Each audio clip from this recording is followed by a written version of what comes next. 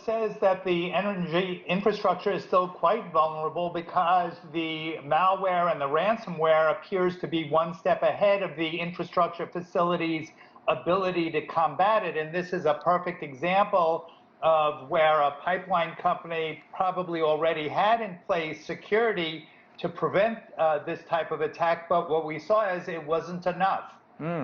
So what is the effect here? What are we looking at? Shortages, higher prices at petrol pumps? When will we feel it and for how long? Well, first of all, consider this is a regional issue along the East Coast, the Mid-Atlantic states, and the Southeast states, which are unable to get their supplies. And in this market, we've already seen gasoline prices rise about 6 to 7 cents a gallon. And in addition, there have been sporadic outages at terminals up and down the Colonial Pipeline system.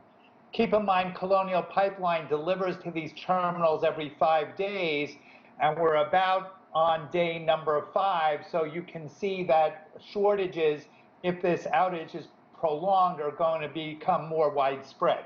And Andrew, I was reading, it seems that this really wasn't all that sophisticated an attack against Colonial because the actual pipelines themselves weren't targeted, just company data, and it was the ransom that drove Colonial to shut down their own pipeline of their own accord.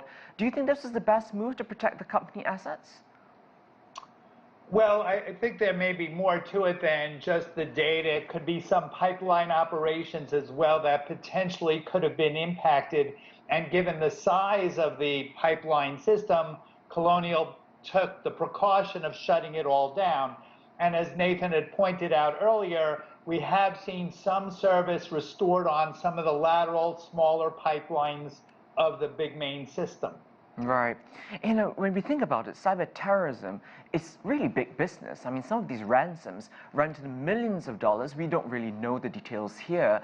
DarkSide came out to say that they only wanted money. But what if they actually wanted to destroy the energy grid? These companies clearly do not seem to be able to defend themselves. Well, I think this is a big concern of not only companies, but governments around the world. And in this case, we saw the impact to a refined products pipeline. But think about the impact to, say, natural gas pipeline systems or the electricity grid or water treating plants that can really have a devastating effect on the consumer and the population at large.